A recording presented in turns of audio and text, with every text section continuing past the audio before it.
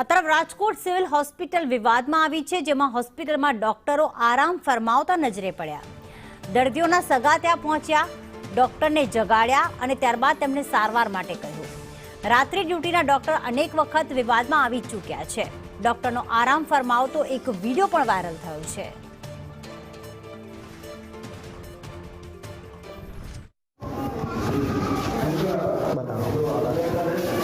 ये થાકી ગયા હોય ને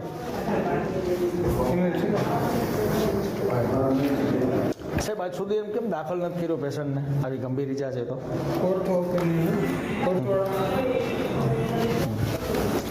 કયો સાહેબને સાહેબ થાકી ગયો હોય ને 24 કલાક નોકરી કરીને। હાજી સાહેબ દિયો ભાઈને, સાહેબ ને દિયો। હવે આટલી નિંદર કરે આ સાહેબ તો આ પેશન્ટને કાંઈ લવારે કંઈક હે સાહેબ? થાકી ગયા હો?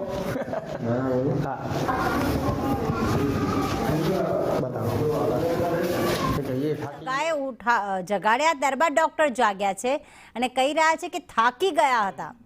શું વિગતો સામે આવી રાજકોટ સિવિલ હોસ્પિટલથી?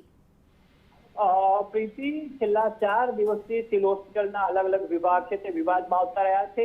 2 દિવસ પહેલા જ એક દર્દીના બાળકનું મોત થયું હતું, તેને લઈને પણ વિવાદ થયો હતો। ત્યારબાદ એક મહિલા છે તેના મોતને લઈને પણ વિવાદ સામે આવ્યો હતો। હવે ડોક્ટરો કઈ પરિસ્થિતિની અંદર કામ કરે છે, નાઇટ ડ્યુટીની અંદર કામ કરવાને બદલે સુઈ જાય છે, ટેબલ ઉપર જ સુઈ જાય છે અને દર્દીઓ છે તે હેરાન થતા હોય છે, એ પ્રકારનો વિડીયો સામે આવ્યો છે।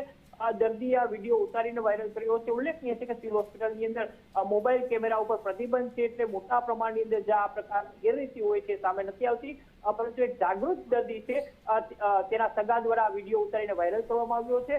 સિવિલ હોસ્પિટલ પ્રશાસન છે હાલ બચાવના મૂડની અંદર છે અને જે ડોક્ટર આ બેદરકારીને સામે આવ્યા છે તેની સામે કાર્યવાહીની વાત કરી રહ્યું છે।